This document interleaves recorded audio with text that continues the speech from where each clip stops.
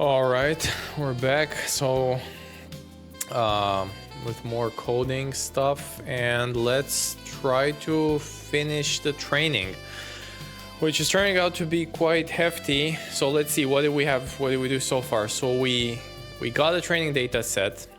That wasn't too hard. We got the model. This we did a long time ago. Last time or recently we wrote the loss function, which wasn't hard, but we had to walk through it step by step.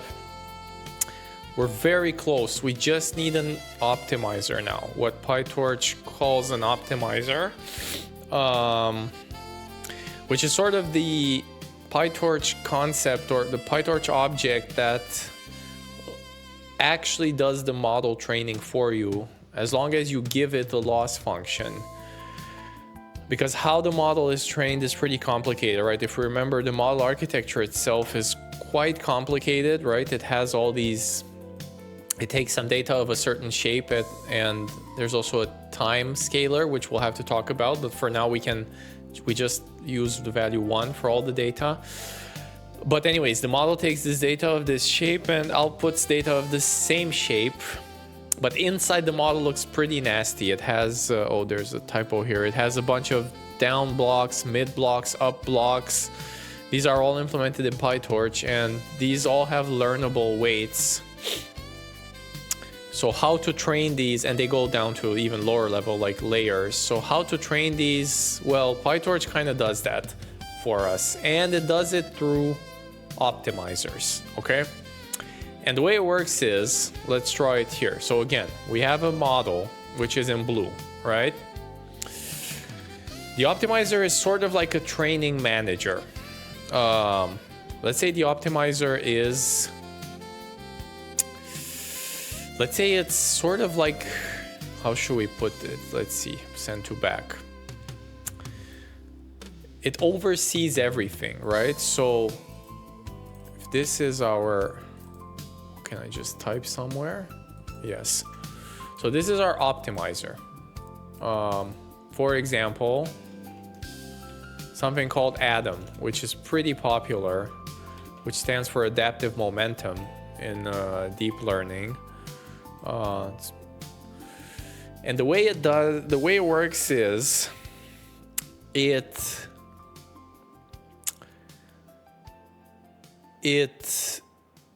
given a loss function. Okay, so we have the model here, and so what do? We pass data through the model.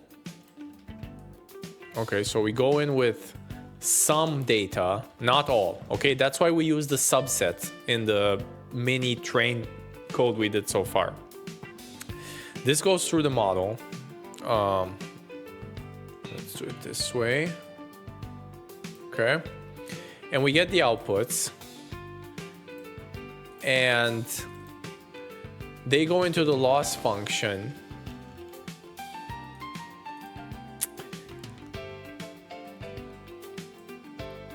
And something else goes into the loss function called the desired output, in which case for us, we walked through it last time. It's sort of this negative noise thing, okay? Now, once you get all of these, you get a single number. Then the optimizer does its job and updates the model weights.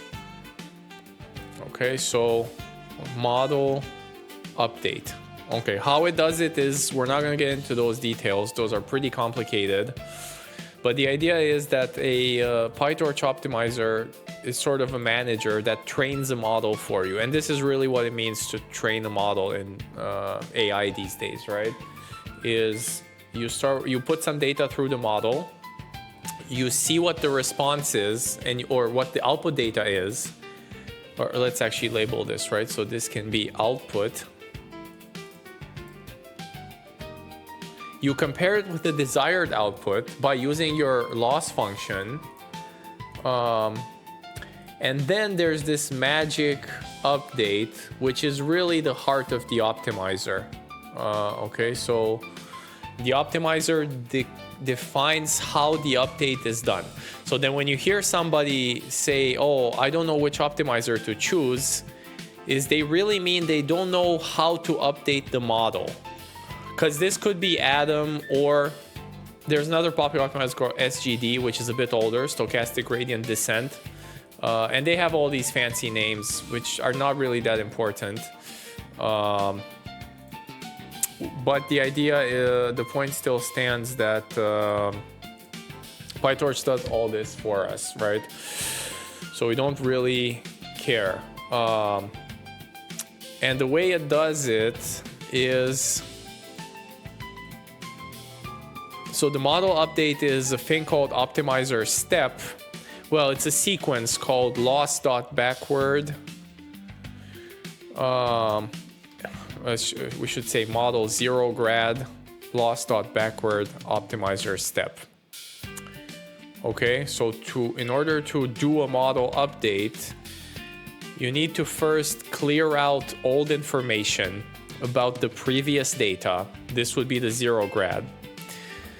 Then you have to back propagate the information, let's say, to the optimizer, which is this backward step. Then you finally do the optimizer step, which does its magic, and the model gets updated in place. Okay, this is important because the same model is overwritten now by the new model. And then you repeat this for every what's called a batch of data. Okay, so I think this is pretty easy. It's easier than it sounds like. So let's get an optimizer directly here, right? So let's see, from torch.optim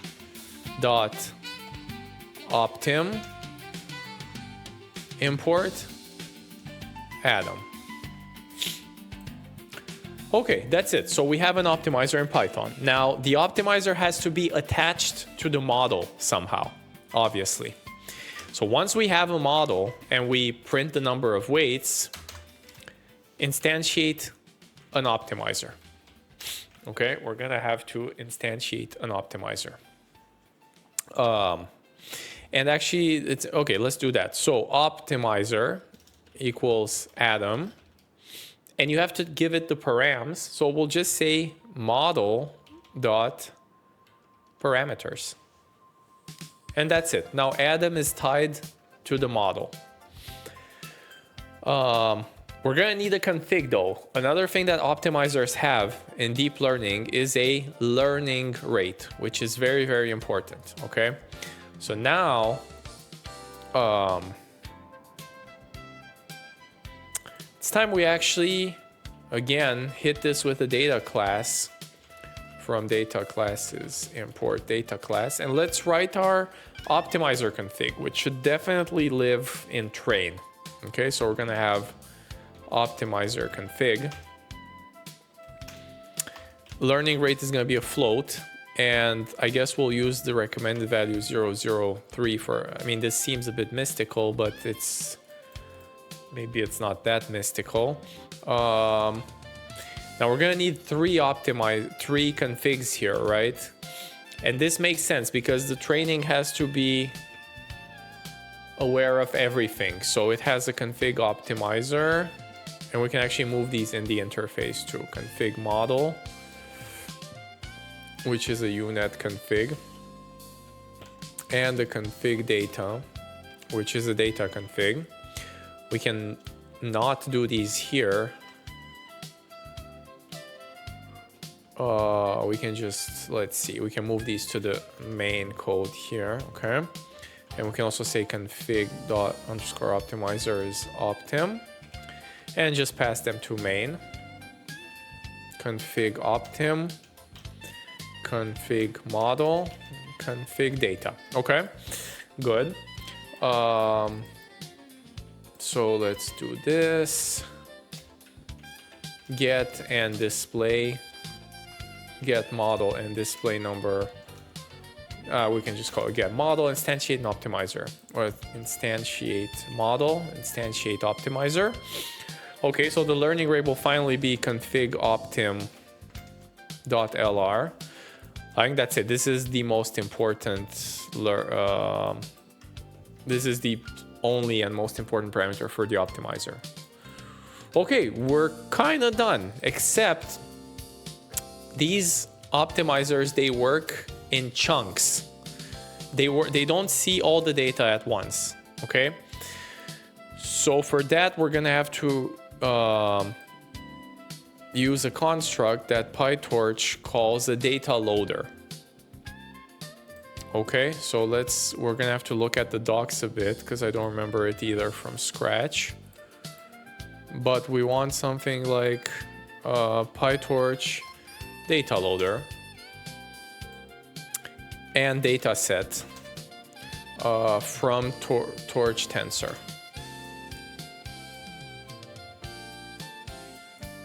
Oh, there we go. So we want to turn our raw data into a data set first and foremost, okay? So now we're gonna start to make our data friendlier. Okay, so I was looking here.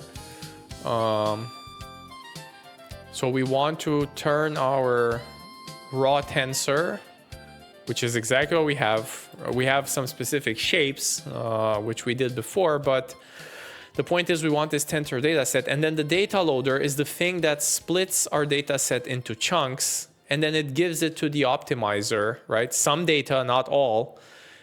And then we'll pass it to our model, we'll get the loss, and then we have these 3 magical lines, and that's it. Everything else is done by PyTorch. So we're gonna need these 2 things here from Torch data. Get clean data, data set we can call it now, okay? So data set will be the tensor data set from data. That's it. Now we turned it into a PyTorch data set. Now we need to get a data loader, which is PyTorch data loader that works on the data set. And by far the most important thing is what's in deep learning or in machine learning and AI in general is called the batch size, which is exactly what we did this by hand. Here our batch size was 10. Because we were just picking the first 10 data points. Now we want the batch size, which we'll get from config. Interesting question if this should live in optimizer. I get this should live in optimizer, not in data, although it does sound like it's a data property. And more importantly, we're gonna shuffle this, okay?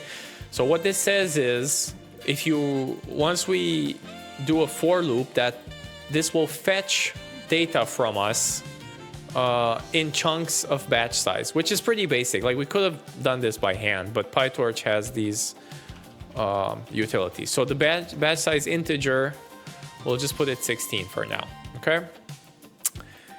And that's it. We have the data loader. Now we can run the big boy, which is the training loop. Okay, this is it. So this is how you train a deep learning model. It's not that hard. Now, another important thing is how long are we going to train this for? Until today, tomorrow? Well, like how many times are we going to repeat this thing where we get a piece of the data, a batch, we pass it through, we get the loss, we do these magic lines. Well, that's called a step overall. So this whole thing is called one training step, okay? So then it's natural to call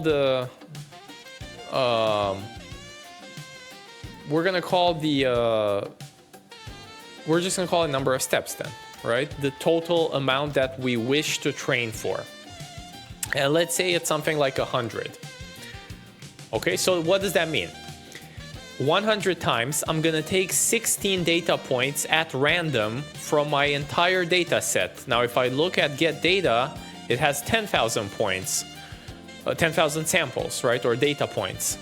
So maybe we should do a bit more training steps because we kind of want to at least see all the data points at once. Now, these are truly at random. So we could see the same data point twice in successive steps, but they're random with exclusion. So you'll never see the same data point twice in the same step, obviously. But across 2 successive steps, there's no guarantee we won't see the same data again. But overall, at large scale, this is not important because all these big companies these days, they train on trillions of data points or quadrillions of data points even. So it doesn't matter. They just take random samples. Okay, so then what do we need to do? So for step in range config num steps, okay, not config optimizer. Maybe we should call this train config.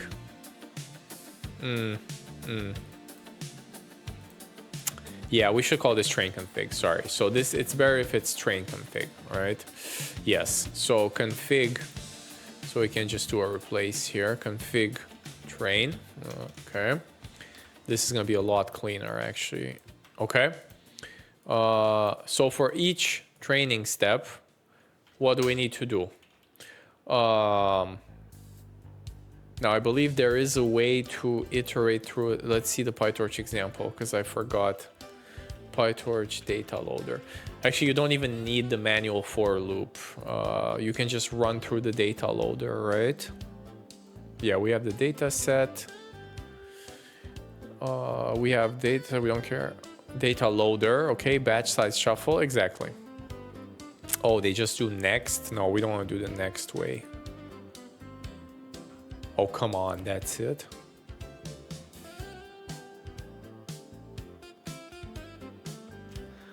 Isn't it like for data in data loader? Like, what the heck is this? They messed up the PyTorch docs. I thought the examples used to be nicer.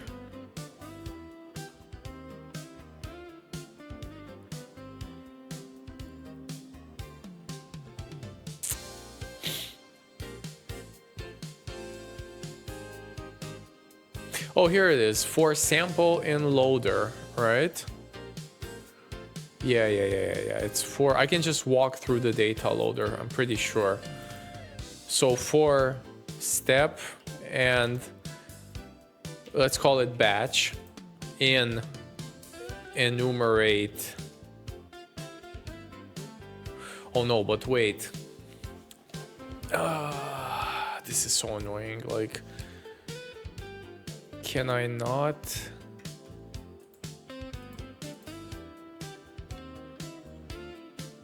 Okay, we're gonna do it the manual way then. Forget about it, right? So then we'll just get the data. Batch will be next iter data loader. This looks pretty gruesome. Okay, and then we can actually tab this code. We're very, very close, except now we call it batch. So it's no longer going to be called data subset. We have to do batch. We have to move it to GPU, very important, to config model .device. But otherwise, this stays true. We run the batch.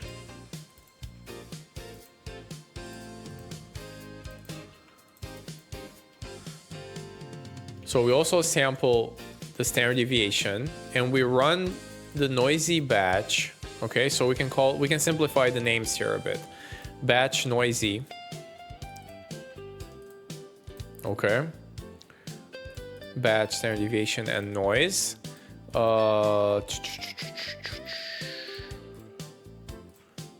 And this is, I don't like this double subset real. So let's just overwrite this then. Batch noisy is the real version. Okay, we'll let's see, we'll tab these prints. We can delete the shapes, but we just want to print the loss. Oh, this is train config. I think that's it. So we get the noise, output. Okay, we have the loss, and it's time for the magic lines, and we're done. What are the magic lines? Model.0grad.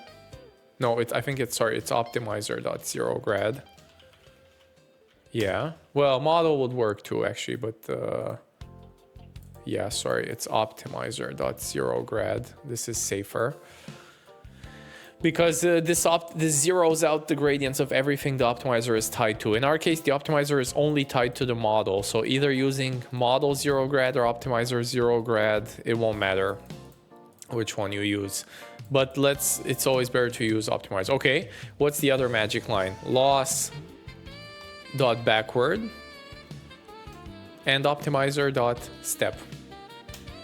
And that's it. Then we can print the loss after we get it.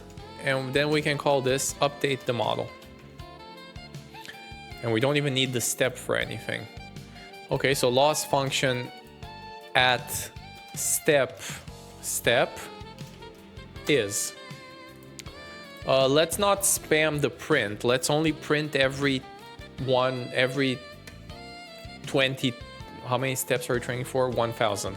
Let's only print every 50 steps, right? So we can say if step mod 50 is 0. So if the step is divisible by 50, only then we print. And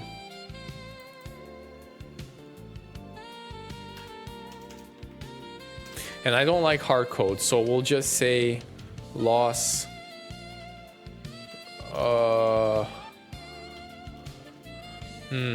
verbose. I don't like this name either, so loss verbose, I guess. Ugh. So then if step config underscore train.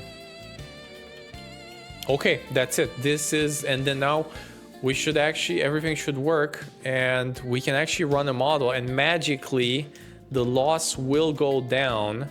It should go down. That means we're finally training a diffusion model on our data. It's learning to denoise based on what we talked about earlier in the series, or earlier today if you watched the stream continuously. That's it. This is pretty amazing. Let's see. So if the loss goes down, it should all be good. So get, which branch am I on? Loss function. Check out -b training from loss function. Okay. And add MIMO train, add complete training loop. Push it, and it's public. Okay. And that's it. So then all we do is uv run -m MIMO.train. We probably slipped a few mistakes here and there. Maybe not. Yeah, we did. List doesn't have attribute 2.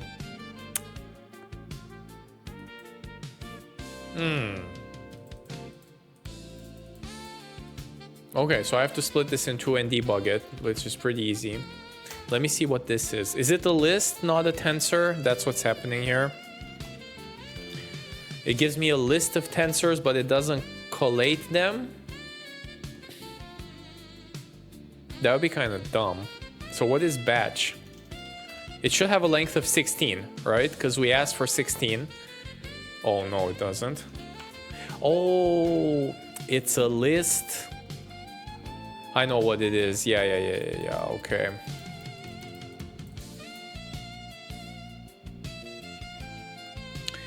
So for each instance in the tensor, if I had data banana here, it would be a list of size 2, but I only have data, but it still only gives me a list of size 1.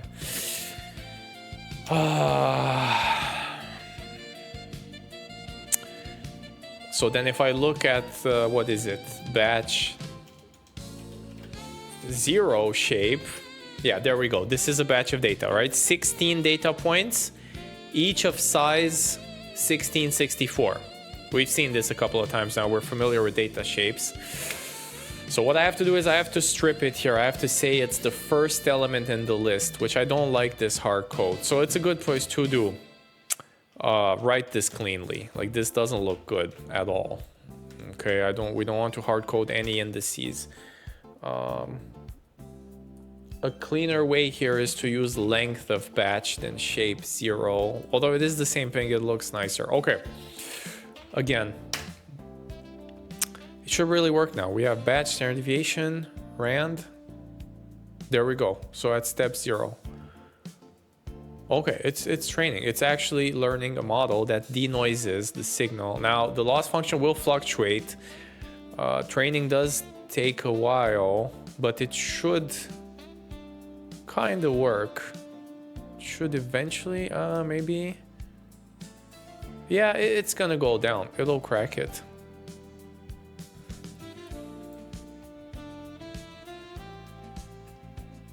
Yeah, training a deep learning model does take a while. I mean, it's running on my GPU right now, so it's running reasonably fast. But eventually on these channels, on this channel distribution, this should crawl. It's now, there's of course important discussions about the model size. So now we can finally sort of loop back. Yeah, it's hitting lower lows every once in a while. It'll take a while. This is basically, we have to reproduce the other details in the paper now, but the whole thing seems to work. But it's also a small model. It's only, what, 1 million parameters. There are a lot of things to tweak now, so now we can configure experiments. But anyways, the whole setup seems to work.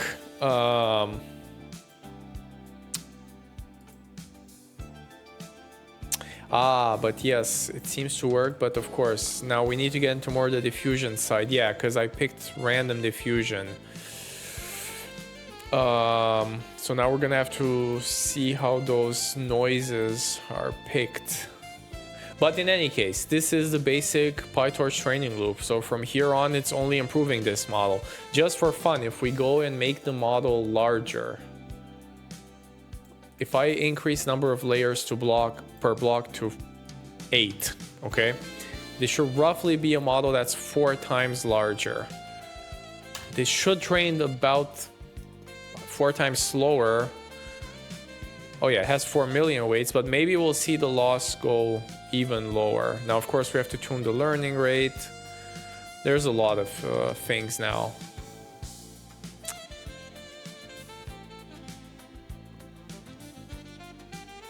Maybe the loss will go lower. Maybe it won't. Kind of seems to, yeah, let's not rush.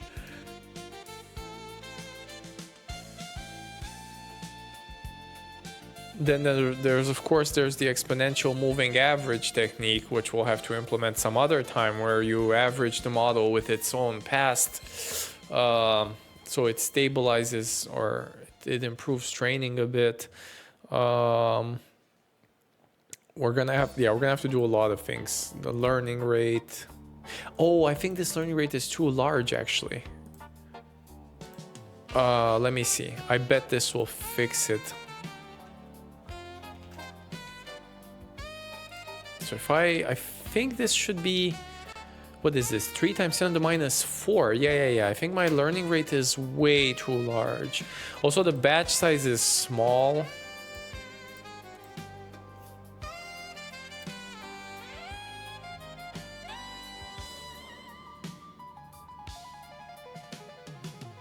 Now, a learning rate that's lower, it kind of slows the learning down. That's why it's called learning rate.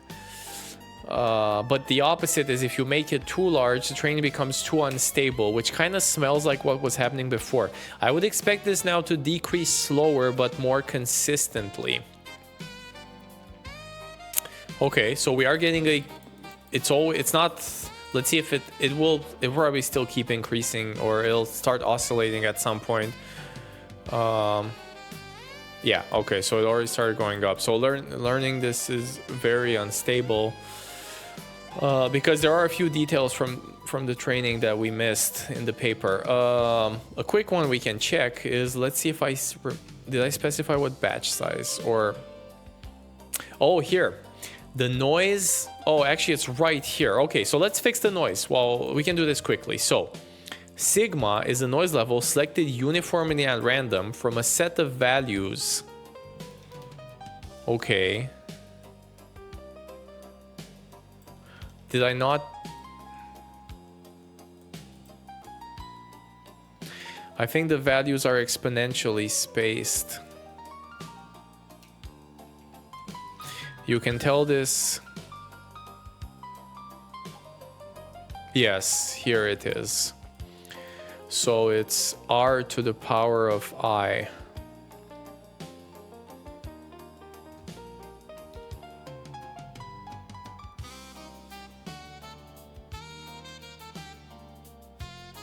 No.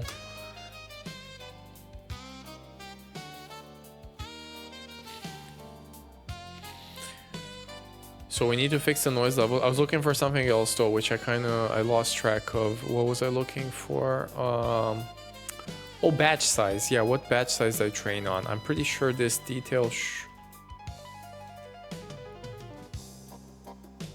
Okay, so it says here they're available in the source code repository.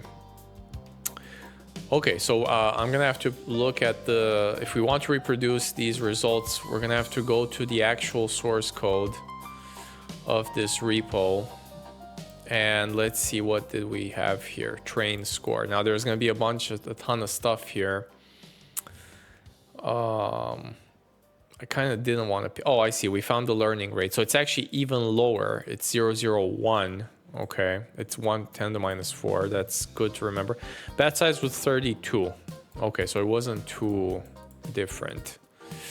1664. This I remembered. The number of sigmas is important and how they're picked. And they're picked geometrically, not uniformly. They're sampled uniformly at random, but from a set of geometrically spaced noise powers. Okay, so let's do the cheap fixes then. So this learning rate is even lower, this is even higher. Now, of course, the data itself is Gaussian here. Actually, is this even possible? Then, yeah, this is a very hard problem. Okay, so the next step to do is we need to move on to real data, which should make this a lot more trainable. We're actually having a very hard time. Interesting. So okay, let's explain what's happening here. Why is training not that successful? And why is it now, if you remember, training a diffusion model meant to separate data from noise. Okay, so what did we define noise at? Gaussian data at random. Okay, like random values that have nothing to do with each other. But what data are we using though today in our experiment, in our framework so far? Well, guess what? It's also Gaussian data, literally. So then what the heck are we even doing? We're trying to separate noise from noise.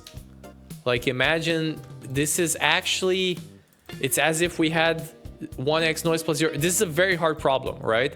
Because you're trying to separate noise from noise. It's actually theoretically impossible. So in order for generative models to work, you need to have structure in your data, right? They're not going to work on random data because they get confounded with the noise perfectly. So it becomes impossible to separate them in an optimal way. So then the optimal prediction is to just predict the average, which is 0. That's a more theoretical discussion. But yeah, so that's why we have a nasty problem on our hands. So maybe let's not fiddle with these. I regret looking at the repo now, but it's fine. Let me push these updates. So we're done with the basic training. Okay, so now we know what we need to do next time. We need to simulate the data because we had this, obviously I anticipated this. So we knew at some point we would have to use real data. That's going to be a different beast in itself. Add full training loop. Because simulating data is going to require a lot of wireless knowledge. And that'll be something new to me too, because it's been years. I used to do it in MATLAB in grad school, but I wanted to try this new software called Siona, but that's for another time. So that's it for the training loop. All goes well. We'll do more code. Everything went well. We'll do more content next time.